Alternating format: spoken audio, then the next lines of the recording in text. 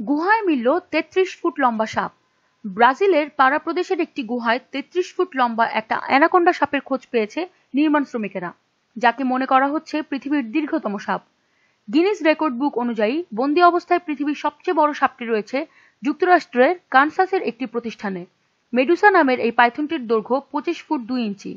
কিন্তু ব্রাজিলের উত্তরাঞ্চলীয় পারা প্রদেশের আলতামিরা গুহায় পাওয়া অ্যানাকোন্ডা সাপটির দৈর্ঘ্য যে আরও ৮ ফুট বেশি। সাপটির ওজন ৬৩ স্টোন বা ৩৭৮ কেজি। ব্রিটেনের দৈনিক সান জানিয়েছে সাপটির দেহের সবচেয়ে মোটা অংশটির ব্যাস প্রায় ১ মিটার। গুহাটিতে নির্মাণ কাজের জন্য নিয়ন্ত্রণ বিস্ফোরক ঘটানোর সময় কর্মীরা সাপটি দেখতে পায়। ট্রেনে করে সাপটিকে তোলা হয় এবং এর একটি ভিডিও ইউটিউবে প্রকাশ করা হয়। সাপটিকে এতে মৃত অবস্থায় দেখা গেছে। নির্মাণ শ্রমিকেরা সাপটিকে মেরে ফেলেছে বলে ধারণা করা হচ্ছে।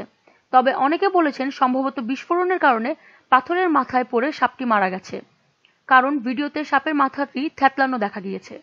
নিত্য নতুন এসব খবর আরও পাওয়ার জন্য আমাদের সঙ্গেই থাকুন এবং সাবস্ক্রাইব করুন।